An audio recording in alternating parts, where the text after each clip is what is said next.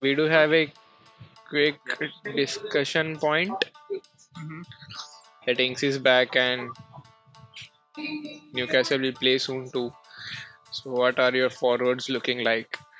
And for me, I won't touch my forwards for a long time because they have been doing pretty good. Because for me, it's a mix of three types of players. For me, I have Kane, who is like a premium striker, who is in a very proper team, scores goals, and now he's also becoming an assister as well. I have no issues with that. So Son is there, or Kane is there. Second, I have someone cheap who was cheap, now is getting pricier, who is Bamford. Bamford also has a good amount of takers, and I don't have an issue with him, so I have him in my team. Who has been scoring good in the away fixtures. He doesn't do well in home fixtures, so I'm happy. He gives me more budget to invest in the other area, so I'm happy with Bamford.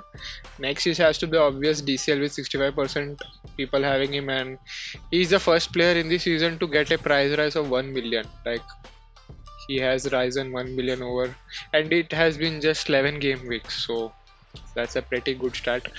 So DCL has to be the obvious choice. So for now, I'm not uh, changing anyone, but I do have my eyes on a certain player called Callum Wilson, Ooh. who might be coming in instead of Bamford, maybe because Callum Wilson has been doing pretty good. So I'm not sure. I'm not sure, but he's in my watch list, in my big watch list. But let's see. I will only do that if something bad happens. So and it's currently not the case, so I won't touch. But yeah. Okay. Yeah, I won't consider bringing in anyone right now because my team is doing pretty good right now, and I have quality forwards which are running me points. So it's a no-no for me. Unless times are desperate, I wouldn't bring in anyone.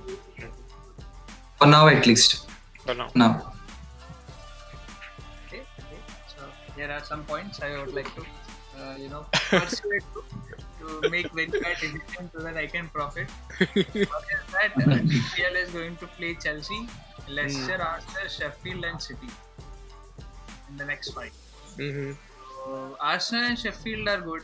City is a little difficult. Leicester Hmm. is, considering it's Everton, it's there.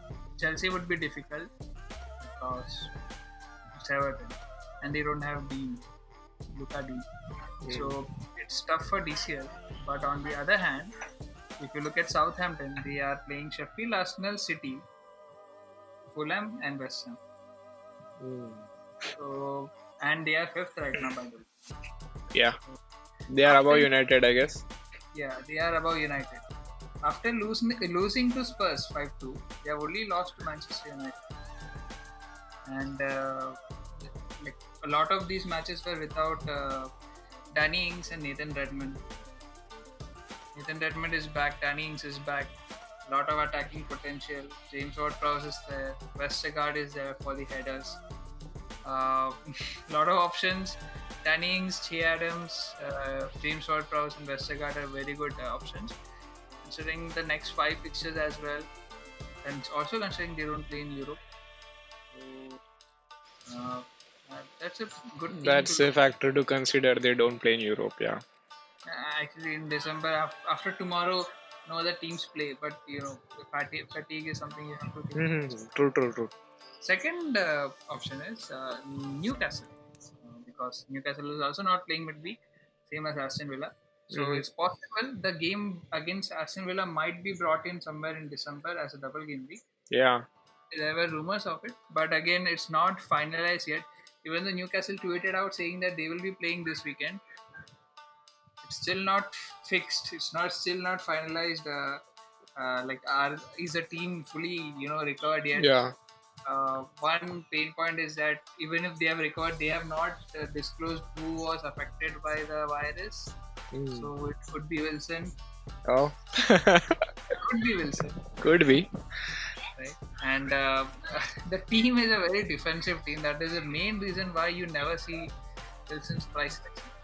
Because Mm. no one trusts Newcastle to score. That's true. That's true. Even though you trust Wilson to score. But so that is two downgrades for Newcastle. One they are playing West Brom, Leeds, Fulham. Then they are playing City and Liverpool. Yeah.